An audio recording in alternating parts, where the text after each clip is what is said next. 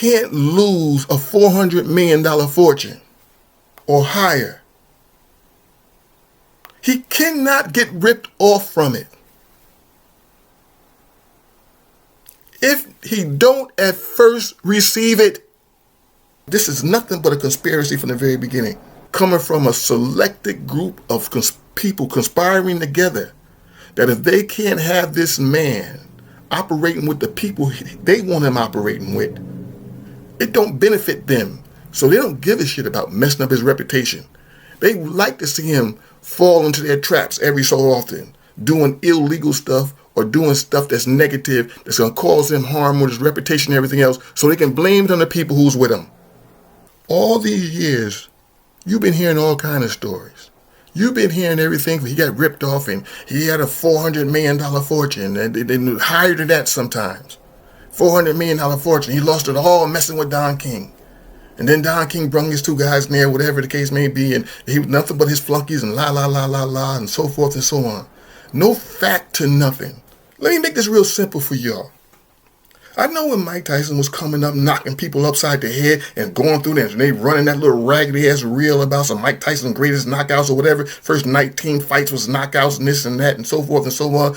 Basically against opponents who wasn't no better than the people he was knocking people out with that billy club on the end of that little short ass arm ever since he'd been 10, 11 years old in Brownsville.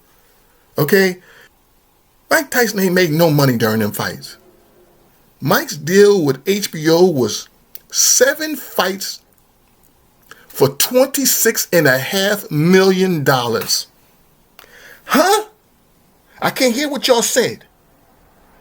Bill Cayton, the great Bill Cayton, the great Jim Jacobs, along with Seth Abraham and Michael Fuchs from HBO, got in a room, and what they came out with for the youngest heavyweight champion in the world, and the future looked as bright as anything you can imagine. Mike's deal with HBO was 7 fights for $26.5 million. Bill Cayton and Jim Jacobs took the maximum from Mike from the very beginning and didn't pay a dollar to get him. He was given to them by custom model to them. He gave them to him for nothing. The next deal Mike Tyson got, when he came home from prison, not college, when he came home from prison, negotiated while he was sitting in the cell, when nobody in the whole industry, no site and no cable company, wanted to be attached to him at all. Bottom line is, we negotiated a almost $350 million deal for Mike Tyson over 10 fights with full control. They had no say-so about when he fought or how he fought. 3.5 years, the deal would have been over. Mike, we had to go to renegotiate. All he had to do was go through just to get through the first 8 fights like he's supposed to. You really think we ain't going back in there for a Billy this time? Are you crazy? Coming home from prison. They don't want to give him nothing. We got 300 and something million out of him while he's sitting in prison.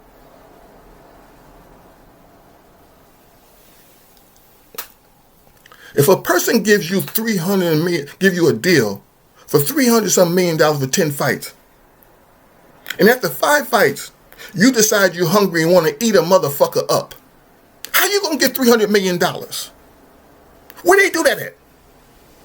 How they gonna get it? Where you get it from? I can't hear a damn word you're saying. How is a person gonna get $300 some million when after half the deal is over, when you eat a man up in the ring, ruin everything, get the hotel casino sued for people being trampled coming out of the damn place. Everybody who's in position with us got the right to sue you for everything. How in the hell you gonna end up with $300 million when halfway through the deal you fucked up everything that was put together for you?